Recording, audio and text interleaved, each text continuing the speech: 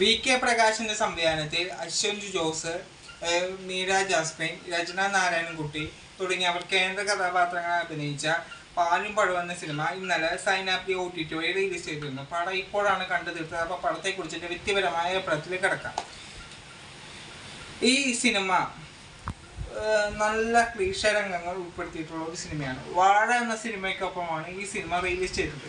അതുകൊണ്ട് തന്നെ കാര്യമായൊരു വിജയമൊന്നും സിനിമയ്ക്ക് നേടിയെടുക്കാൻ കഴിഞ്ഞിരുന്നില്ല. അതുകൊണ്ട് ഒട്ടും പ്രതീക്ഷയില്ലാതെയാണ് ഞാൻ ഈ സിനിമ കണ്ടത്.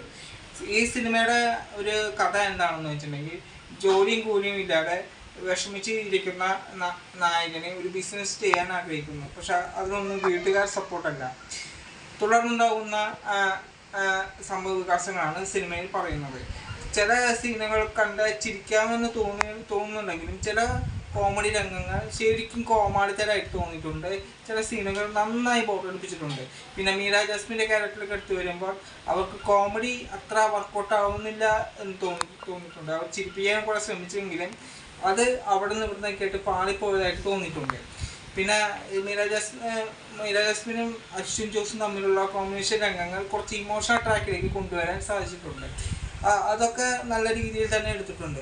പിന്നെ സിനിമയുടെ മേക്കിംഗ് കാര്യങ്ങളൊക്കെ ഒരു ടച്ച് തോന്നിക്കുന്ന രീതിയിൽ പോയിട്ടുണ്ട്. മൊത്തമായി പറഞ്ഞാൽ ഒരു ബിലോ ആവറേജ് സിനിമയായിട്ട് എനിക്ക് തോന്നിയിട്ടുള്ളൂ. എന്തായാലും കാണാത്തവരുണ്ടെങ്കിലും ഒന്ന് കണ്ടു നോക്കുക. അപ്പോൾ മറ്റൊരു വീഡിയോയുമായി നമുക്ക് വീണ്ടും കാണാം. അതുവരേക്കും ബൈ.